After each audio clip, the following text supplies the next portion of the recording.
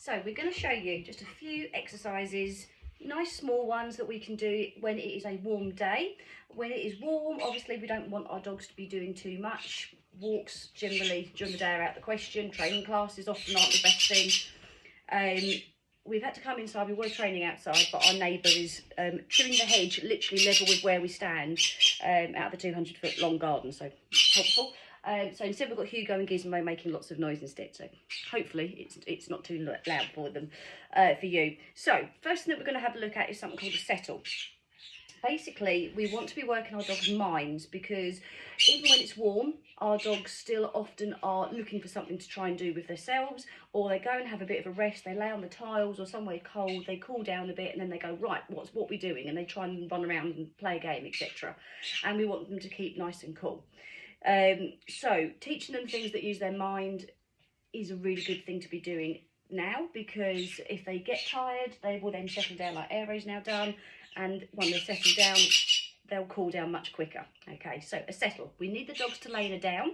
If your dog doesn't know how to do a down, that's something that can be taught separately. First thing that you want to be doing is basically get them into a sit and then lure them into the down position. There are several ways of teaching a down, to be honest with you. This one is the most general way. So if I can get rid of Merlin, I can get rid of Ripley, and if Aero would like to sit back up again. So from that sit position, Merlin back up a bit please, because you're totally in the way there. And we're going to go into that down, good girl, and treat and praise. It doesn't always happen that quickly. Bear in mind, Aero has obviously been learning this for most of her life, and she's nearly 2. But that's how we start. And then once we've got them in that down position, we can start working into the settle. Settle can be nice to do on your dog's actual bed, on a blanket, on a raised bed platform, something so they've got a boundary, and it's something that you can then take out with you. I took Aero with her family to the pub recently. Aero is trained to be an assistance dog for dogs for autism, and so she was able to settle because I could put her next to me when we were sitting outside on the bench, ask her to lay down and settle, and we could eat our food without worrying about what Aero was doing. So it's a really handy one to have, but I don't need her to be constantly waiting for a cue like they do in a down stay. So once they're in that nice down position, what we can then do is actually say something like settle or calm while giving them some nice strokes at the same time. And they're very slow, little bit of pressure on there, and that helps to just bring down the adrenaline a little bit. Okay, so we've got 800 dogs here. Can you go around me? Not everyone, just Ripley I meant. And Merlin down. Good boy. And while you're treating, you're just going to give those slow strokes at the same time. Settle. Good, settle. Good boy. Hello you. Good boy, Merlin. Aero flat. Good girl. And Aero settle. It's a nice settle. Good girl. Yeah, so notice how I've calmed my voice. It's slower, it's quieter. And obviously it doesn't happen overnight, but it does start helping the dogs to think, oh yes, settle, the word. I know the feeling of settle. Oh yes, that feels quite nice. So you stay with them initially, and then gradually you would start asking them to lay down and settle, and then they'll gradually build it up from there. Now, something that can also help, and not all dogs will do this very easily, my 2 terriers tend to lay in a sphinx position. So Merlin down, like that. So he's completely in the centre. Good boy, get it? Whereas Aero, I don't think you can see from where she is. Can you come here, darling? Lays with her hip on one side. So I'm just going to quickly show you how we can do that. And it does depend on your dog, really. But what you want to do is first of all get them to lay down flat, and then from there we can guide the hip. So I'm going to bring the head that way. Good girl, settle, Aero. She said I'm on a hip. You've just been doing this, you monkey. So I don't want to do it because Merlin stood there. Merlin, get your head out of the way. Ripley, get your head out of the way. Aero, down. There you go. Can you see her hip move? Good girl. So then she's on one hip, which means she's more likely to settle for longer. So I don't think the camera's in the right place. I don't know. Too many dogs in this room. Good girl. Right, come this way again. Let's bring you there and flat. Good girl. Turn the head. Yay! You've got the hip on one side like that. Good girl. And when they're on one hip, they are much more likely to settle for that little bit longer, apart from right now, because Aero's timing is appalling, isn't it? Yes, it is. So settle. That's the first thing you can be working on, is working on the down, if they've got a down already. And then from there, guiding them into the down, staying close with them, treat with one hand, use the other hand to guide a nice, slow, gentle settle. Tell them that's good, that's what we want, that's nice. You can give them another treat, do it for a bit longer if you want to. You can give them a chew, or if they've got a toy that they like to chew on, you can give them that while you're doing it. And it just sets off this nice process. Having a blanket or an item that you can take away with you places means you can practice this in more places as well. And it's just such a handy thing to have, but nice when it is obviously warm outside. Erin, oh good girl. So, I left my plan outside. I had things written down. So, the next thing is going to be, and this might sound odd, but it's going to be something called a stand stay. Now, a stand stay or weight is similar to a sit or a down, but in a stand position, but we're going to use it for something else in a moment. So, if your dog doesn't know how to stand, again, that is something we tend to teach, you know, as we go along in classes. But you can start your dog, I don't know what you're doing, Merlin. Sit, good boy, and all I'm going to do is bring the treat forwards to get that little stand. Well done, thank you, Aero. And sit again, and stand. Good boy, go Rip Chip. And once we've got that stand, I can ask for a stand and stay or a stand and wait. And all I'm going to do, if you watch my hand, if you can from where you are, sit, treat is in here, guide into the stand, wait, and then bring it back. Ripley, stand, wait, and bring it back. Good girl. So all I've done, oh, if I bring it closer, is I've lured from the sit, I've lured into the stand, treat is in here, and I've said wait, and then given the treat back. Yep, so all I'm doing from where my dog is standing is I've just taken the treat away and brought it back again for a split second. Rather than just moving it and they follow, I've just turned it and brought it back, okay? And that's a really nice way, oh sorry darling, of getting that nice stand. Ereboo, you stand, good girl, wait, good girl, yeah? So as quick as that to start with. And then once they're getting the idea and they can stand nice and still, stand, wait, you can do that, and we gradually can build that up, okay? Now, stand, stay can be done on the floor, it can be done on a platform if you have one, it can be done on 2 items, which is actually my preference of teaching, which can just be 2 books. If they're not slippery for your dog, they can just be 2 blocks of wood if you've got them outside. I do a lot of fitness work because I'm a fitness trainer for dogs, and so I like to use certain types of equipment. So this, for example, would be the same as 2 blocks of wood, okay? And Eric, go get that. Rip it up. Merlin. And all I want from Merlin, good boy, can Ripley get off, is that he's standing on 2 blocks like that. Yep, and that gives him a nice position. He knows where his feet should be, and that can help build up that stand stay that little bit more. Ripley, you're not really helping by being there. You don't need specialist equipment, but if you've got 2 items that are a good size that you can put about where your dog's feet should be when they're standing square, it can really help with that stand position, okay?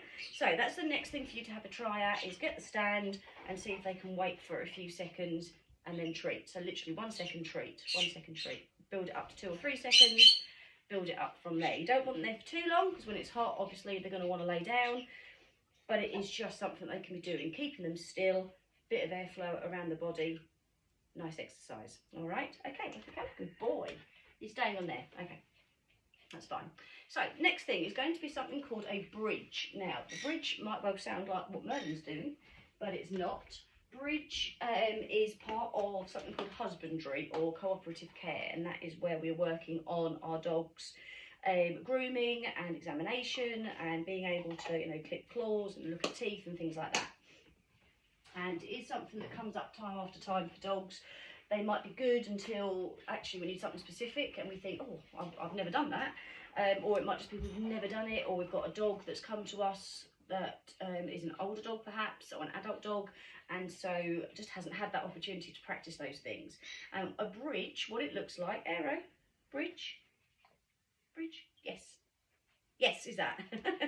I know, it's the wrong hand, wasn't it? Bridge, yes, looks like that, okay? So all that is, Aero, bridge, Aero, bridge, yes. All it is I'm asking her to push the bridge of her nose, hence the word, up into my hand, okay? And by doing that, it means that I've got her nice and steady. I can open the mouth and look inside there if I wanted to. It means I can keep her nice and steady to looking at eyes and do eye drops and things like that. It gets her used to my hand being on that area in case I ever need to put muzzle on her or anything similar to this. You know, it can work for so many different things. It's the kind of opposite direction to a chin target, and we do a chin target a fair amount in classes. So, first thing that you want to be doing is put your other platform away. Merlin will get off of it. Right, can we all get off the platform? I know you like it. Ripley, everybody off. Over there. Yes, it can. So, first thing we're going to want to do is teach our dogs how to put their nose in that position here. So, I don't actually know if Merlin's done this, but this isn't the demo. I just want to see. So, Merlin, hang on. I've got the treat here. Bridge. There, not helpful. Flat, please. Bridge. Did you bridge? Oh, good boy. Okay, maybe he has done it. Ripley. Got the wrong way around again. Bridge. Yes, okay, maybe they have. I didn't know they had. Good girl, Aero. Right, so you sit there. Good girl. Right, come forward a little bit more so we can see. There's an Aero, boo. So all we're going to do is we're going to have our hand kind of like this, just stationary. You're not going to do anything with it. You're not going to put it on your dog's nose because they're more likely to move away. We're just going to have it still. We're going to have a treat, and we're just going to treat our dog like that. Okay, good girl. And just show them that actually it's not scary. My hand's there, but it's not moving. I'm not trying to grab you. Nothing bad is happening. So we just keep it nice and still and make sure they can put their head under. If they're okay with that, then we start to lift the nose up. So if that's going well, we can start curving the hand so it's the right shape for your dog's nose. So we just again do this and treat. And gradually we want to take a second or two longer to treat so that your dog gets used to your hand being above their nose. Okay, good girl. And when they're happily doing that, then we add in a word. So I use bridge because it's nice and simple for my brain. Arrow. Come on, get it. You're going cross-eyed. What are you doing? Bridge. Good girl. Bridge. I said at the wrong point because she wasn't going to do it. Good girl. Bridge. Yes, good bridge. Good girl. Bridge. Yes, good girl. Good girl. Okay, and then you can gradually build it up from there. All right. If you've got smaller dogs, you could obviously pop them on a platform, on a table, something that's sturdy for them and not slippery. On their lap, on your lap, you can sit on the floor with them. Bigger dogs, you know, chances are you can probably reach. And you just do that in small increments. So you're just starting off with luring your dog under the hand and rewarding that. If they're not sure, have your hand higher up, that's fine. And gradually your hand will be lower as they go underneath. Then you start curving the hand. Then you start bringing the nose up a little bit so it's touching the hand. And then you can start adding a word as they are doing it. If they don't know what you're asking for yet, there's no point in just saying bridge, bridge, because they won't know what you mean. You need to guide and then tell them it's called bridge or whatever you're going to use, okay? Once that's working, you can start just having the treat out and ask for bridge. And then if that's going well, just then bring out the hand and ask for bridge. And then the extension from that would be to have that and then ask your dog to do something else. So ask them to, you know, have a look in their mouth, look at their teeth, etc. So bridge, another nice one to work on, handy one to have, but a nice one to work on when you're sitting under a parasol outside in the shade, if you're sitting in a room where you haven't got the sun shining in, and you've maybe got cool flooring, something like that, or a cool mat for your dogs. It's just something that's nice and easy to work on. It doesn't take long, but actually can wear your dog's brain out. Now, going back to the stand stay very quickly, this is another exercise.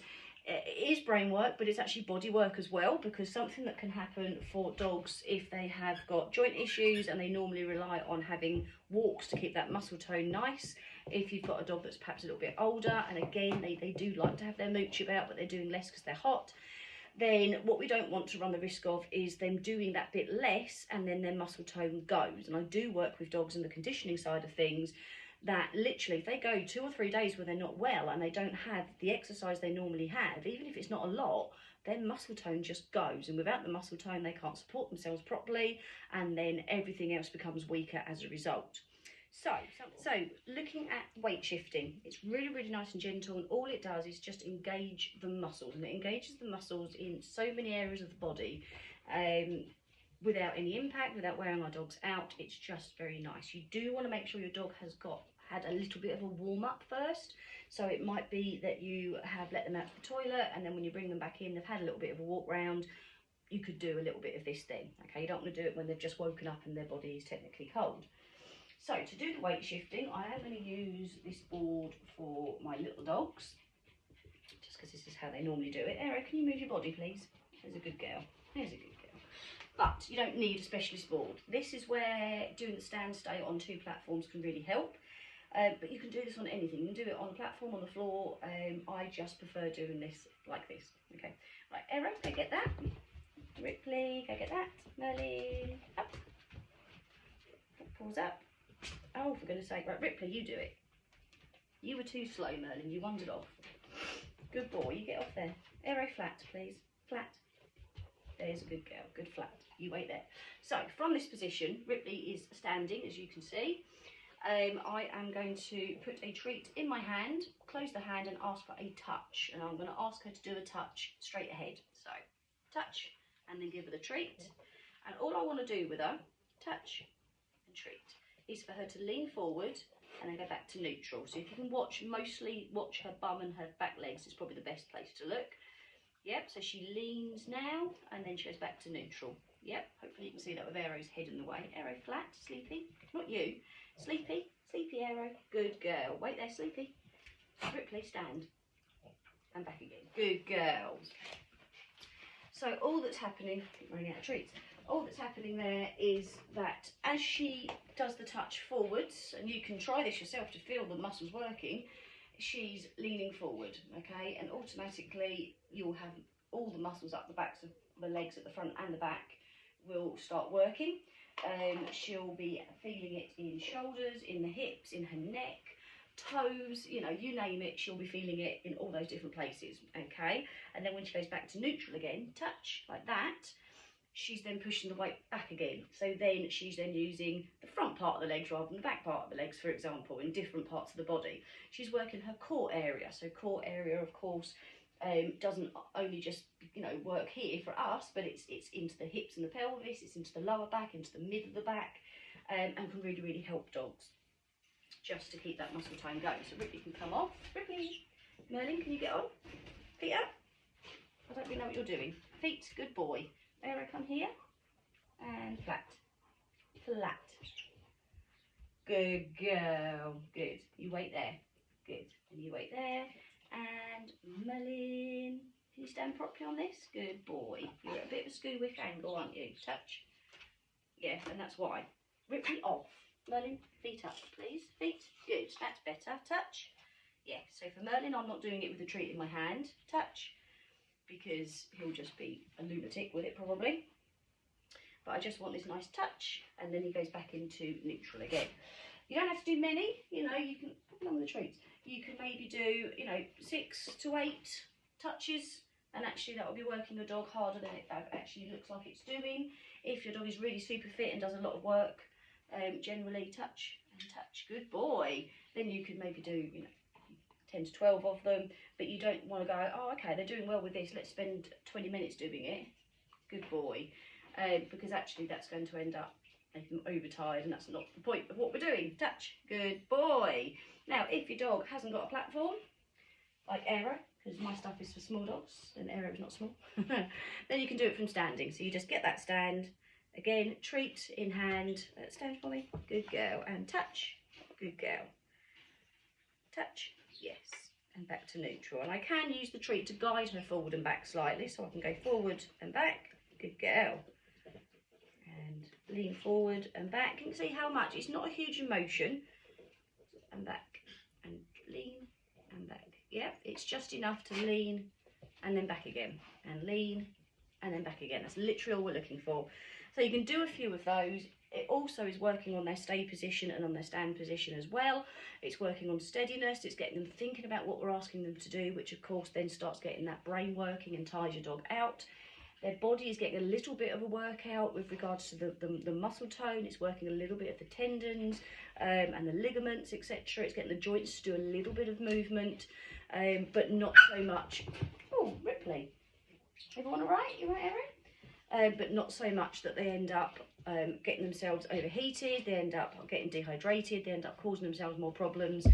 It's just enough that their body has done something, and then they can go and have a rest. So have a try. There's a few things there for you to do. You can have a go at all of them. You can have a try at one. I'd love to know, if you do give them a go, how you get on. If you need any feedback, you're very welcome to comment on this post. You can post a video of your dog if you want, and I can give you some feedback that way as well. But yeah, have a little try with that. Keep your dogs nice and cool, and yourself.